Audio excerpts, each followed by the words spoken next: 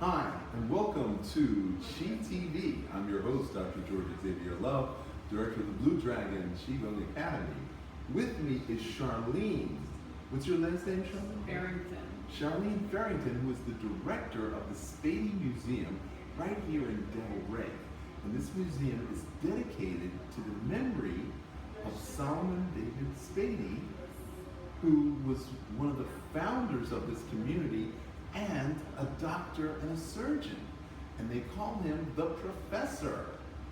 So tell us about some of the other pioneers in the Black community. Okay, let me just back up a little bit regarding Mr. Spady. Actually, Mr. Spady was a teacher here in our community. The third teacher for what was then called the Colored Children in Delray Beach. Mm-hmm. Our exhibition is about Dr. Virgil C. Norris, who's the first surgeon located here in Delray Beach. Yes. So that's amazing. Mm-hmm. Now, there's a lot of firsts Yes. in the Black community in the 40s, 50s, and 60s. Yes. Because the color barrier was being dropped post-World War II. Right. And there was a lot of highly educated Black folks who were now getting an opportunity to shine. Exactly. And so some of the other people that followed Dr. Norris were... Dr. Simon Barnes, who was a pharmacist who set up shop here in Delray Beach. We had our first police chief, our first Black fire chief in Delray Beach was a young man from Miami. His name escapes me now, but it'll come to me soon. So in the 40s and 50s, we had a lot of firsts, but we had firsts in the very early days of settlement as well. We had pioneers such as Mary Cohen and Susan Williams, who came over from the Bahamas in the late 1800s. So before doctors settled in our community, these pioneering women who had medical training in the Bahamas came over and were part of the settlement community as well. They were midwives. And midwives, as we know, are some of our earliest medical professionals. Exactly. In the community. So, my brain just went blank for half a second. There was a Dr. Robert A. Love, who was the advisor to the guy from Jamaica who started the UNIA. Okay. Marcus Garvey.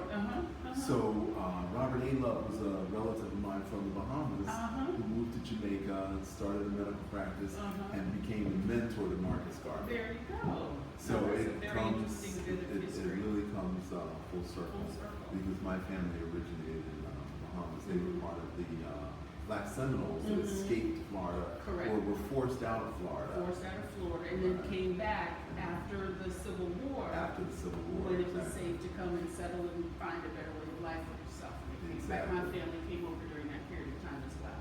Wow. Andros Island? My family actually, Exuma and Nassau proper. Wow, that's fabulous. Well, I am also a first. I'm the first Black acupuncture physician in the state of Florida, 35 years. That's excellent. And I'm the first non-Chinese Qigong master in the United States. Wow. So that is very impressive. Part of me wants to obviously give back or educate or uplift the Black community about what we can do about prevention and self-healing before they need to see a doctor.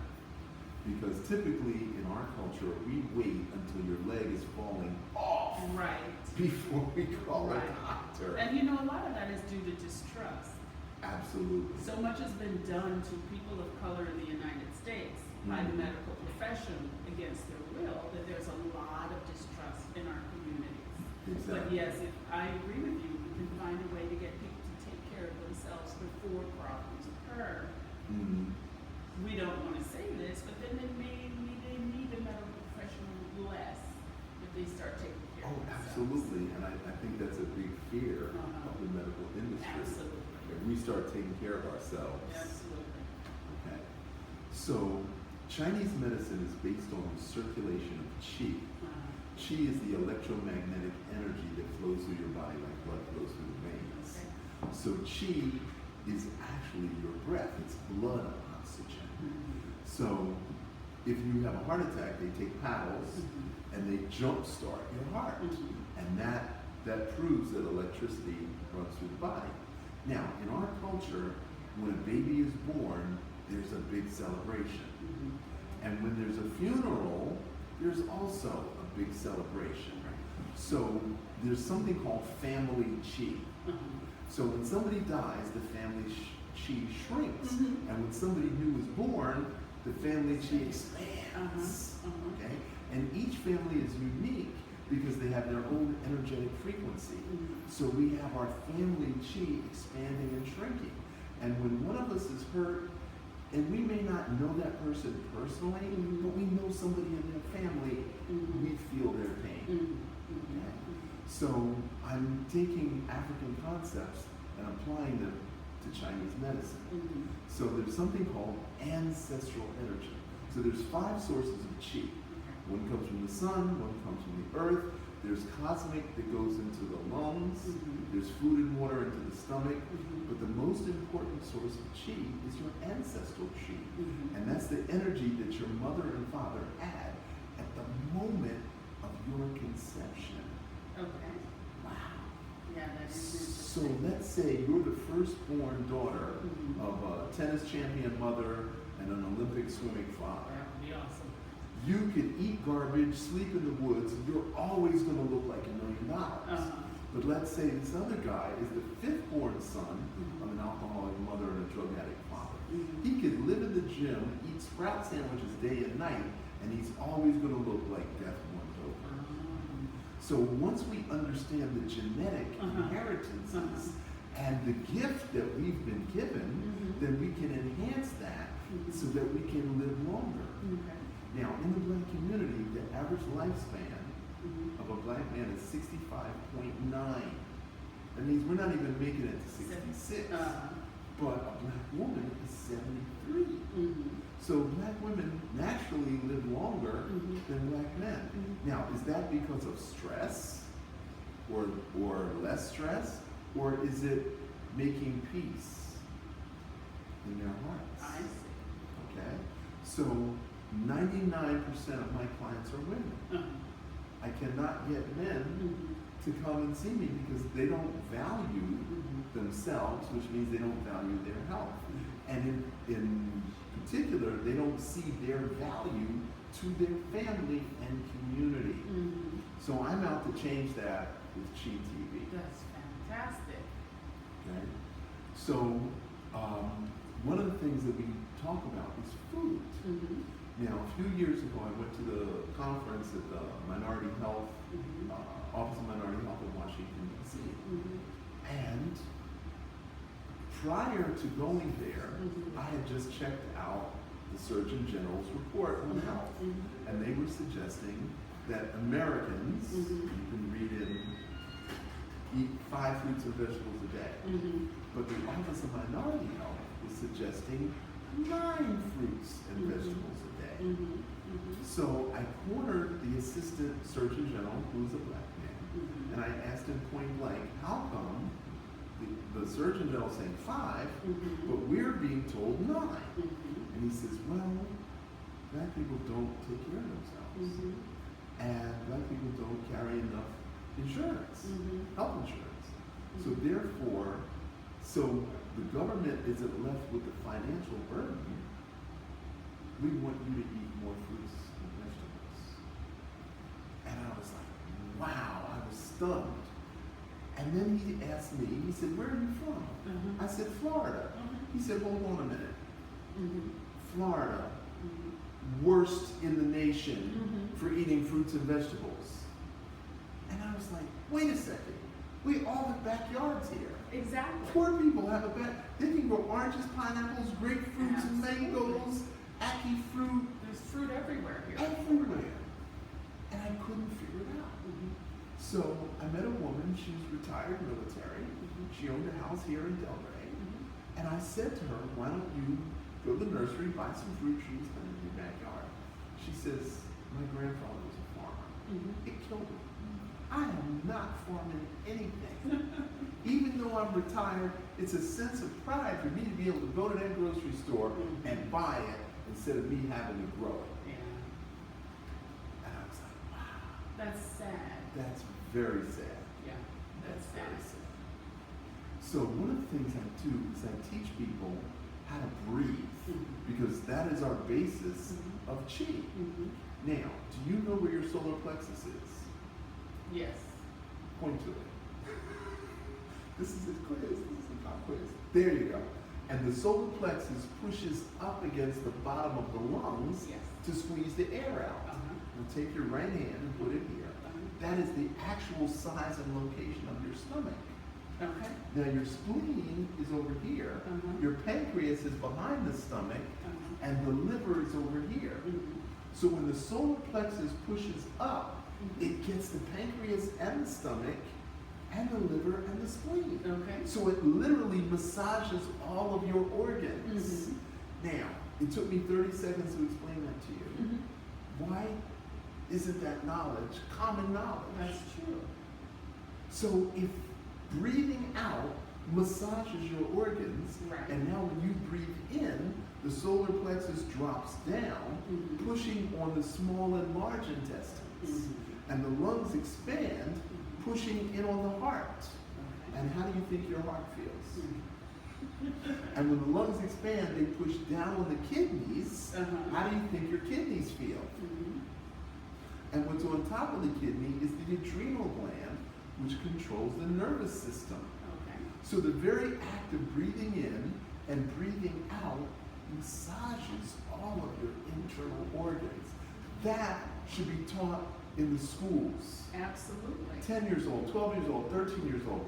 And they should realize that the only way to purify your blood is through your breath. Mhm. And if you do breathing exercises, Mhm. you increase the amount of oxygen in your blood. Mhm. And that is what Chi TV is all about. That's amazing. That's amazing. So I have two things that I'd like to say. Mhm. The first one is regarding the farming. The Spady Museum has noticed a lack of knowledge in our children in terms of food, healthy food, and where it comes from. Mhm. So as a result, we've implemented a program where we are taking our children to, we have several community gardens in Delray. We are taking our children to wonderful. community gardens Mhm. and teaching them how to grow the fruits and vegetables that are nutritious for them. Mhm.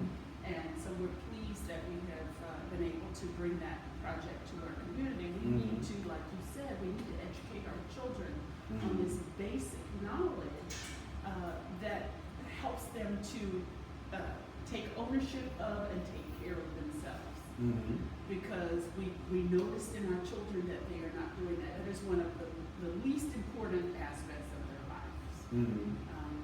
So we're pleased to be able to do that. The other thing is, I'd like to ask you about yoga, because the breathing techniques that you just described Mhm. sound like what is taught in yoga classes.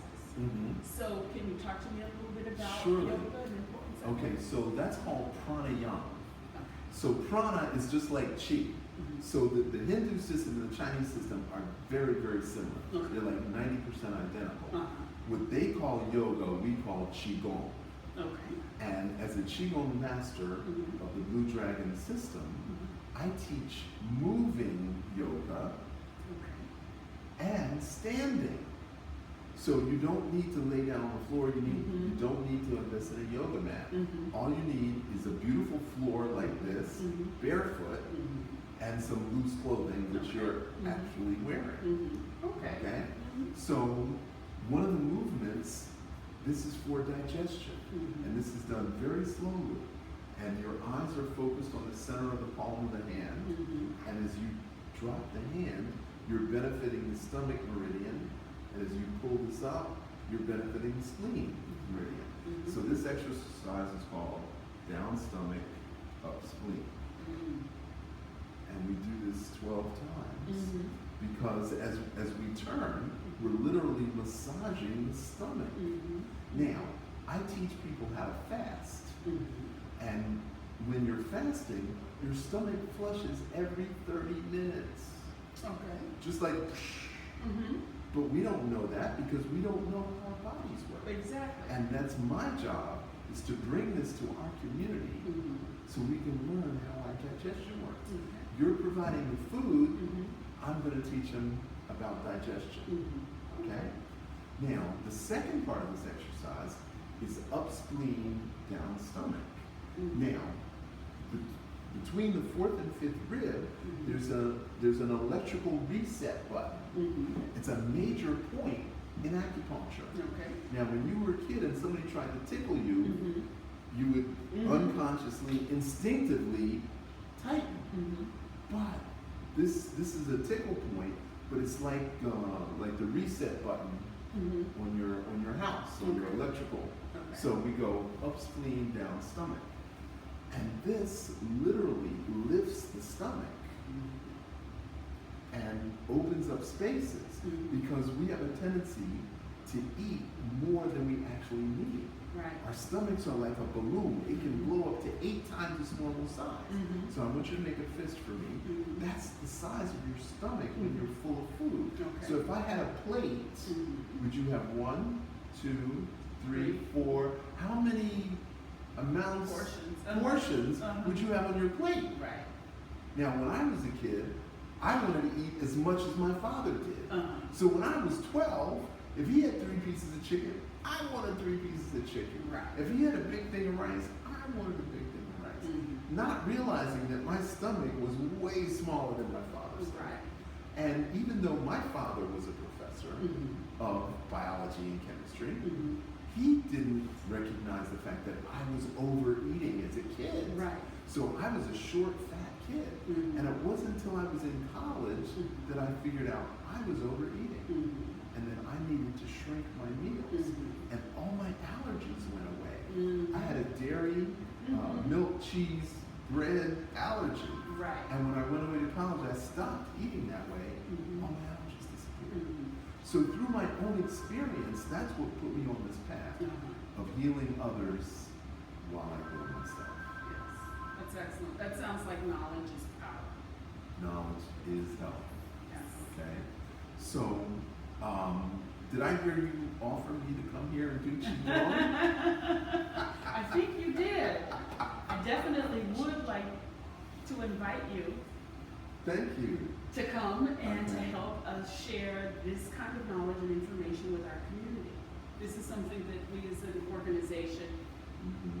in the middle of what was traditionally the African American community, would Mhm. like to bring to our constituents, because as I just said, knowledge is power. It's important for us to know how to take care of ourselves, Mhm. because really no one else is going to take care of Exactly. So- If we don't take care of us, nobody you. No else one is. else, no one else will. Yes. So definitely I would like to invite you back, and we will see what we can get going here. Thank you. And we're going to obviously revisit the Spady Museum, and we're going to talk more about some of the ancestors that helped lift this community up. Can you do a quick pan of some of the other people that are being celebrated here at the Spady Museum? And I want to thank you so much Absolutely. for inviting us. Absolutely. It's a pleasure All right. having you here. And I Thank you look so forward much. to everything that we do in the future. That's great. Okay. Thank you for listening to Chi TV. I'm Dr. George Love of the Blue Dragon Qigong Academy. Thank you.